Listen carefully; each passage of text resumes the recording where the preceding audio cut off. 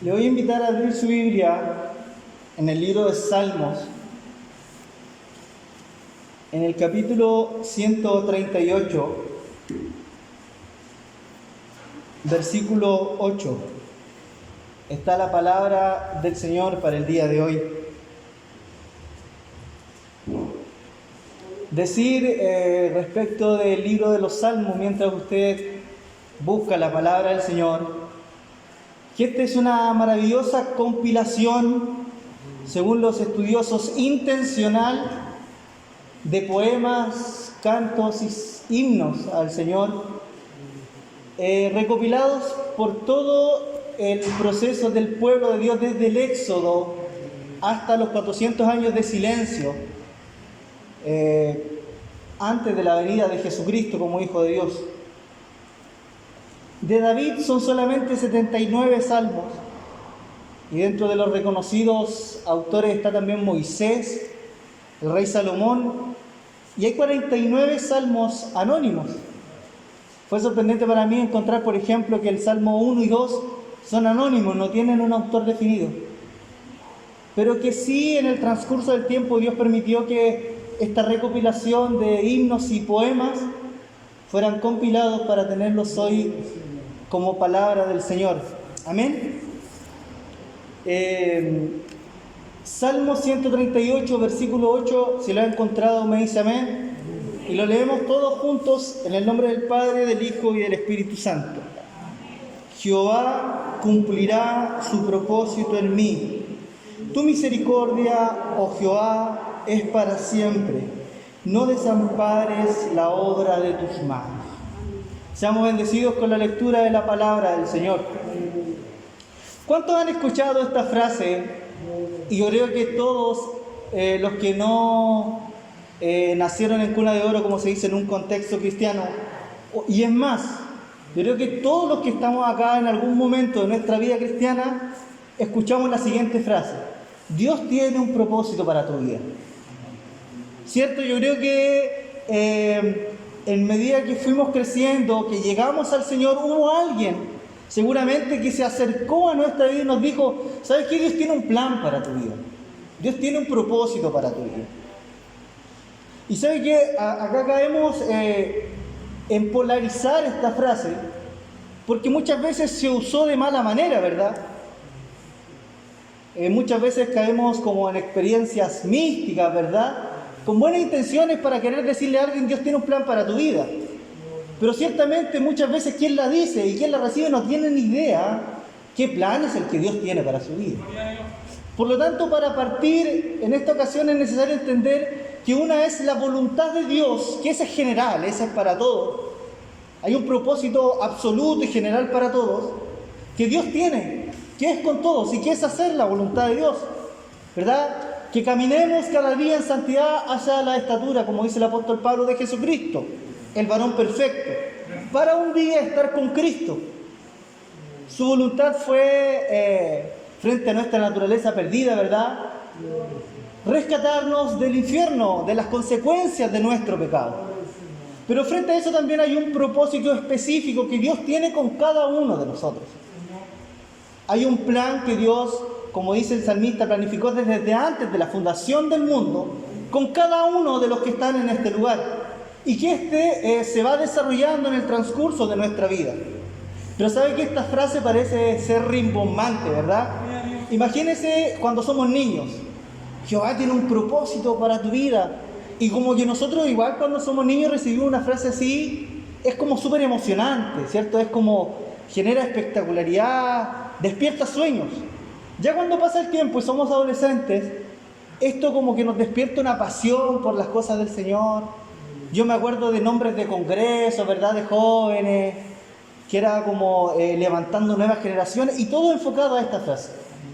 Pero pasa el tiempo, por ejemplo, ya cuando somos adultos, esta frase como que cambia el peso, ¿verdad?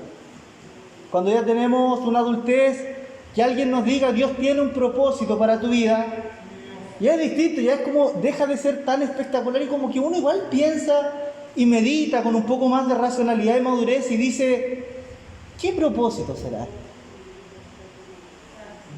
Y ya deja de ser tan espectacular, ¿verdad? Como cuando alguien nos dijo cuando somos más pequeños. Y bueno, y en una adultez mayor ya es distinto. Y por favor, acá no me voy a salir de contexto, por ejemplo, señalando a Caleb, que reclamó su monte a los 80 años, considerando que en ese tiempo la gente vivía sobre 350 hacia arriba, 80 años era una persona relativamente joven. A pesar de que el texto dice que en una adultez, ¿verdad? Sacando ese ejemplo, ya cuando alguien es más adulto y recibe esta frase, Dios tiene un propósito para tu vida, muchos la dudan. Y ya deja de tener un peso tan trascendental, ¿verdad? Y pasa muchas veces que nosotros cuestionamos si Dios realmente tiene un propósito o no para nuestra vida. De los que están presentes, ¿a cuántos el Señor le ha hecho alguna promesa? Amén. Amén. ¿Cierto? De los que no levantaron, y de los que no levantaron la mano, si alguien quiere encontrar promesas de Dios para su vida, acá hay 66 libros de promesas para usted. Si usted solo debe creer y hacer las suyas. Entonces, de esa manera Dios desata en nuestra vida un propósito específico. Dios ha prometido que hará cosas con usted, ¿verdad? Y como está escrito, a unos constituyó apóstoles, a otros profetas, a otros maestros, a otros evangelistas, a otros, pastores. Él siempre ha tenido un trato distinto con cada uno de nosotros. Y es importante entender que como cuerpo de Cristo todos tenemos una función. ¿Se imagina todos fuéramos pastores en una iglesia? ¿Cómo podríamos tener una orden? O por ejemplo, todos fuéramos músicos. Si fuera un mismo propósito específico para todos, no habría diversidad. Y como está escrito, nadie puede decirle a otro, oye, oreja, yo soy más importante porque soy una mano, ¿verdad? Pero independiente de eso, en la palabra del Señor nos enseña y da muchas luces de que Dios planifica con cada uno de nosotros una historia personal, distinta, única. ¿Cuántos han aprendido, verdad, y han escuchado que la salvación es individual? Y esto habla también de mi responsabilidad, del propósito de Dios en mi vida. Esto nos da luz de que en mi vida hay una responsabilidad de llevar a cabo todo lo que Dios planificó para mi vida. Dios lo hace, pero yo soy responsable de esto. Dicho esto, me maravilla la idea de creer y pensar y alimenta mi ego, ¿verdad? Como persona, mi autoestima. Pensar que entre toda la magnificencia y grandeza de Dios, Él planificó un plan conmigo. Se dio el tiempo de pensar y de crear y planificar un propósito específico con mi vida. Dentro de los millones de habitantes de la tierra y dentro de todos los habitantes desde que el mundo es mundo, Él se dio el tiempo. Y créalo, hermano, porque está escrito, de planificar algo con usted y con mi vida. Y eso está en la palabra del Señor. Y usted dirá, ¿y qué tiene que ver todo esto con el día de la música?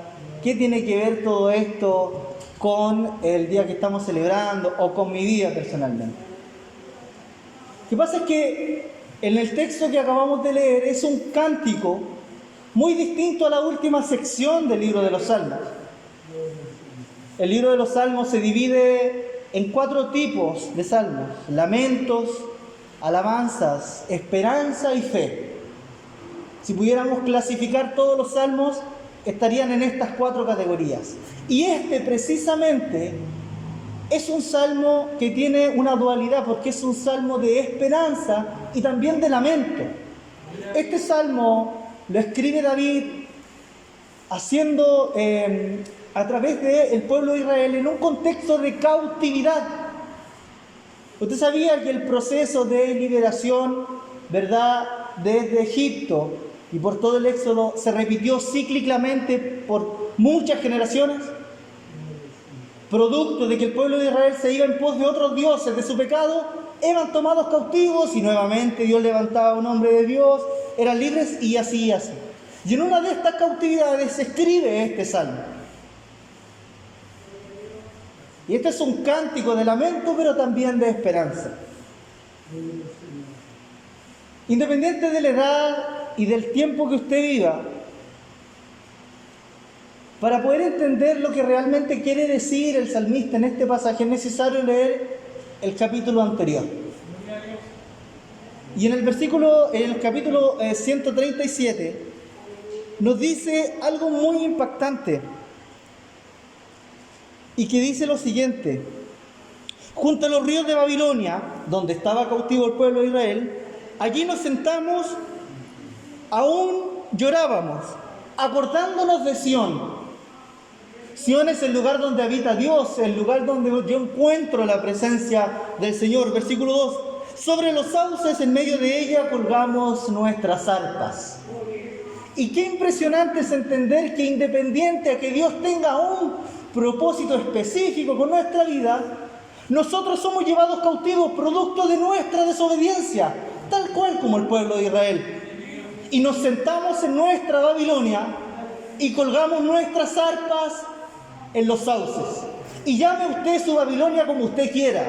Algún pecado oculto, alguna mala decisión, algún proceso difícil, llámelo como usted quiera. Usted y yo sabemos qué cosas nos hacen estar cautivos y qué cosas nos sacan de Sión para estar en nuestra Babilonia. ¿Usted sabía que usted y yo todos los días luchamos por estas Babilonias? Pero qué triste es que frente a que Dios tiene tantas promesas para nuestra vida y quiere hacer un propósito específico con nuestra vida, nosotros decidimos voluntariamente colgar nuestras arpas en los sauces. ¿Cuántos de los que estaban acá predicaban? ¿Cuántos de los que estaban acá algún día decidieron tocar algún instrumento, algún día decidieron creerle al Señor y hacer lo que Dios había puesto en su corazón? ¿Hace cuánto no le hablas a alguien de Cristo?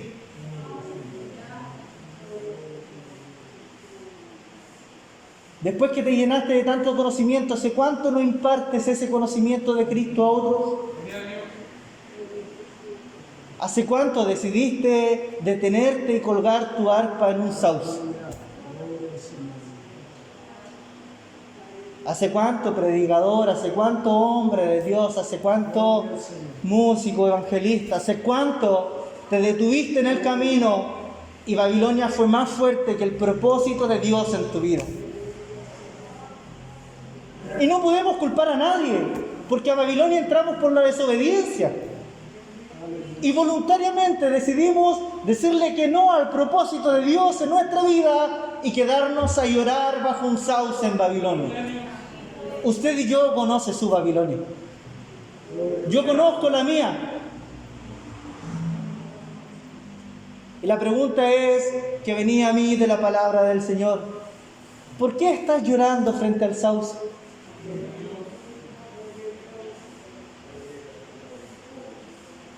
¿Por qué decidiste colgar tu arpa en un sauce? ¿Por qué decidiste dejar de orar? ¿Por qué decidiste dejar de ayunar? ¿Por qué decidiste dejar de leer tu Biblia? ¿Por qué decidiste dejar de alabar y bendecir al Señor?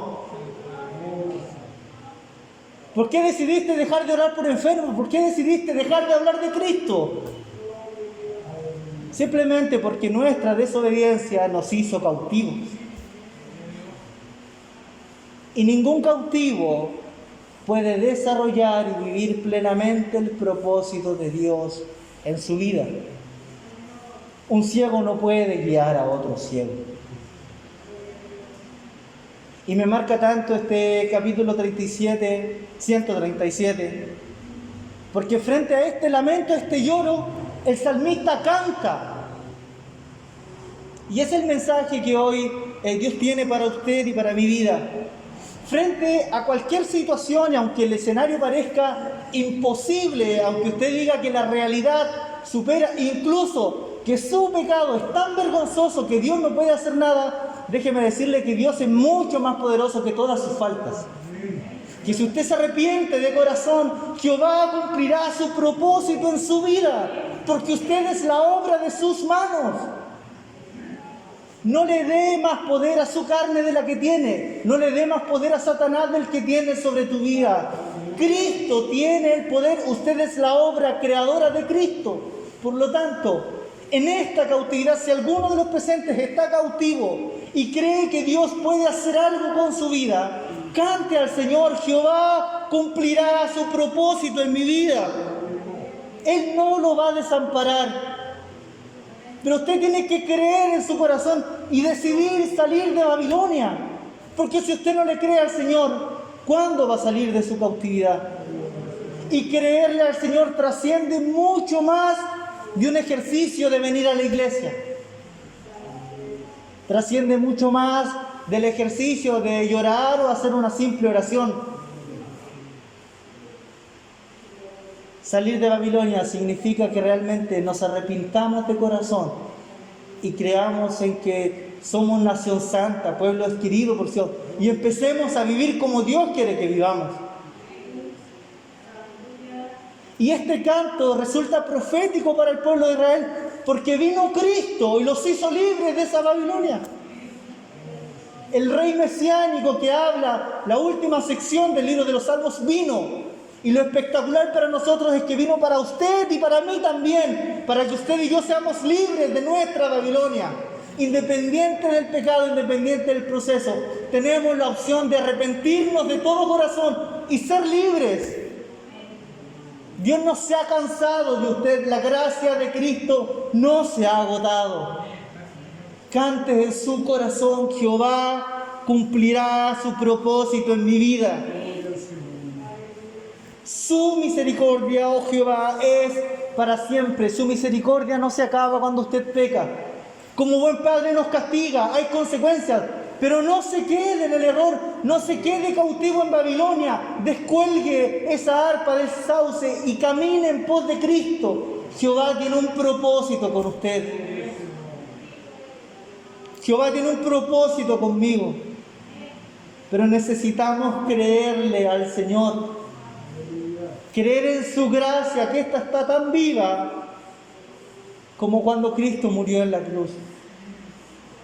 ¿A cuánto le gustaría salir de Babilonia? Sería muy vergonzoso, ¿verdad? Decir: levanten la mano todos los que están en Babilonia, pasen acá adelante. Tampoco se puede. Pero todos sabemos qué cosas nos tienen presos. ¿O que podríamos jactarnos de algo en este lugar? ¿Podríamos decir: yo soy completamente libre? ¿Yo no tengo nada colgado en ningún sauce?